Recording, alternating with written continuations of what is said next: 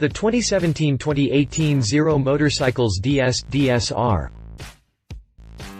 While most EV manufacturers push either off-road or street bike products to the exclusion of everything else, Zero Motorcycles boldly expands on both of those fronts plus something in between with the improved in 2017 DS and DSR models. These two are built to fill the dual sport niche with off-road suspension and dual-surface tires under a sporty chassis that naturally runs the company's all-electric drive system. This represents a success for both the electric sector as well as the dual-sport, adventure sector, both of which are still burgeoning under increasing public interest and steady technological advancements. Today I'm going to take a look at these bikes made unique by the pairing of electrics with the off-road riding style associated with dual-sport machines. Continue reading for my review of the Zero DS and DSR. Zero Motorcycles DS/DSR design. Unlike much of the dual-sport fare out there today, the DS line has more of a street bike look that will most certainly stand out against the dirt bike-ish looks of the rest of the field. At a glance, the Zero DS family looks much like many of the conventional smoker bikes out there. One of the things I like about Zero is that they take steps to preserve the traditional flylines while not going too far in an effort to make the bike blend into the crowd, nor making it seem too, look at me, I'm all cool and post-modern and stuff. Most of this is due to the shape of the fuel tank bump that actually houses either an extra battery pack or a quick charge device along with a small, dry storage compartment. A twin spar frame peeks out below the tank, and the rest of the innards are screened by black side covers that seeks to mute the little voice that cries, not like the others. A triple tree-mounted front mudguard gives it a distinct off-road look, and a sparse subframe and guard over the back wheel completes the ensemble with a racy finish. Unlike much of the dual-sport fare out there today, the DS line has more of a street bike look that will most certainly stand out against the dirt bike-ish looks of the rest of the field. Zero Motorcycles DS/DSR chassis. Overall, it's a rather impressive list of features that is comparable to many top-shelf smoker bikes on the market right now. Aircraft-grade aluminum stock makes up the twin spar frame in an effort to keep things light but strong at only 23 pounds. The steering head comes set for a 26.5-degree rake that gives us 4.6 inches of trail and a 56.2-inch wheelbase. Seat height is typical of the class at 33.2 inches tall, and while it's not exactly short rider friendly, the room for the 7-inch suspension travel has to come from somewhere. Showa provides the suspension components with a set of inverted, 41mm forks up front and a 40mm piggyback shock in back. Both ends come with adjustable spring preload as well as compression and rebound damping for the full trinity of ride controls. Cast rims mount the Pirelli MT60 dual-surface tires with a 190/-19 up front and a 130/-17 in back, proportions that help it blend in with the rest of the genre somewhat and contributes to the off-road performance. A single, 320mm brake disc and dual-pot, J1 caliper slows the front wheel, and a single-bore, J1 caliper binds the 240mm disc in back to slow the rear with a Bosch Gen 9 ABS on overwatch at both ends. Overall, it's a rather impressive list of features that is comparable to many top-shelf smoker bikes on the market right now. Zero Motorcycles DS/DSR drivetrain. Zero cranks out 3 new batteries for 2018 along with a rather amazing leap in its charging technology. Now for my favorite part, and the area that makes this company so special, the battery-powered drivetrain. The DS comes with the Z-Force 75-5 radial flux motor that puts out a maximum of 60 horsepower and 81 pound-feet of torque. A 550-amp controller delivers precise control over the motor, and all that torque is available as soon as you crack the throttle with no need to wind it up. The high-capacity 13.0 power pack plus the power tank option provides a range of up to 188 miles at city speeds, but unlike gas-powered rides, the range drops as speed increases. Top speed is 98 miles per hour across the board, though sustainable speeds are between 80 and 85 mph. At the current electricity prices, it costs a mere 1 cent to 2 cents per mile to operate and something between 73 cents and $1.83 to fully charge. Actual ranges and charge times will vary due to variable too numerous to calculate, and Zero offers a number of charging and storage options so you can tailor the capabilities to your particular circumstances.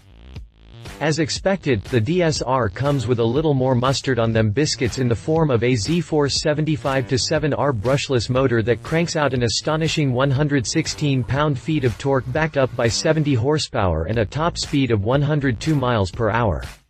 A Z-Force lithium-ion battery pack provides storage for the entire range, and buyers can expect between 165,000 and 414,000 miles worth of battery life depending on which battery options they choose.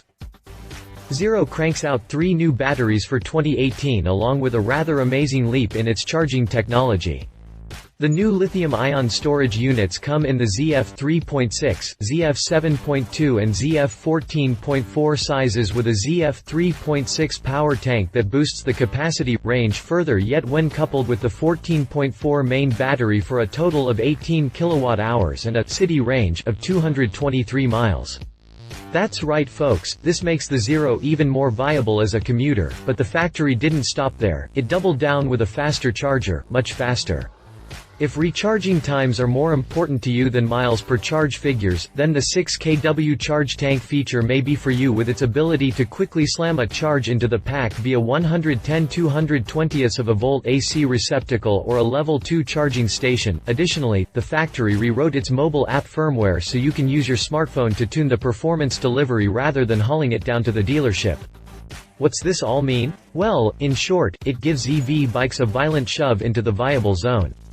But don't take my word for it, check out what Zero's CTO Abe Ashkenazi had to say. Zero's new 6 kW charge tank allows riders to charge at speeds of up to 103 miles per hour of charging at any of the growing number of over 14,000 level 2 charging stations in the US or around the world.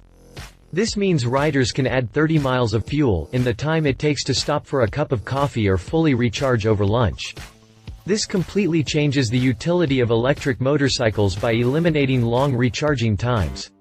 Sounds good to me. No matter which combination of features or model you choose, a clutchless, direct drive unit makes the connection to the rear wheel via belt drive for twist and forget operation and regenerative deceleration that converts kinetic energy back into electrical energy for storage in the battery while acting as a sort of compression brake. Zero motorcycles DSR price. Yes, they in #039, repricey, but both models enjoy government incentives at the federal level, and in some cases the state level. The base model DS with the small, ZF 7.2 power pack starts out at $10,995, and the price quickly goes up from there as you add battery and charger options.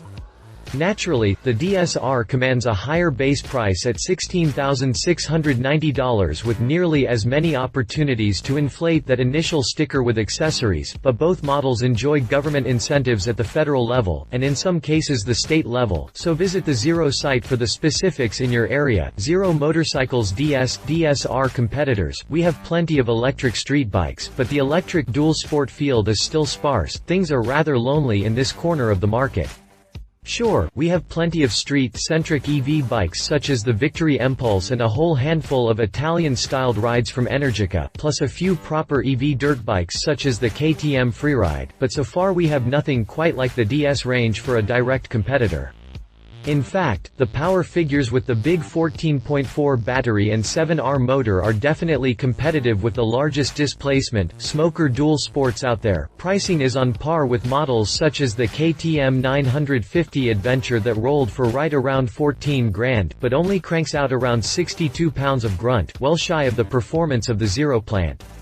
Really, with the advances in both power storage and motor technology in recent years, the only real advantage with smoker bikes is the convenience of using liquid fuel, but as infrastructure expands and EV-friendly areas become more prevalent, even that will soon cease to be a deal-breaker, he said. As always, I'm delighted to see EV coming along as a viable option to the status quo, and Zero is definitely leading the way. Sure, the Impulse got all the press on the Isle of Man TT, but Zero is going about the business of trying to put an electric option on every table. Part of the resistance to change comes from the lack of choices, but Zero covers the spectrum with its current lineup, and I imagine they will be applying their tech to other genres moving forward. "I look forward to seeing what comes next," she said. My wife and fellow motorcycle rider, Alan Hinton, says, "I share my husband's enthusiasm for this growing electric sector, and these Zero bikes are a head and shoulders above the pack right now with increased range and improvements in battery technology." Specifications: Zero motorcycles DS charging and range, Zero motorcycle DSR charging and range, DSR motorcycle. References: Victory Impulse TT. See our review of the Victory Impulse TT. KTM Freeride E.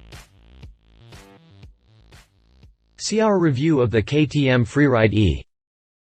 If you liked this video, please share your thoughts in the comments below and don't forget to hit the subscribe button.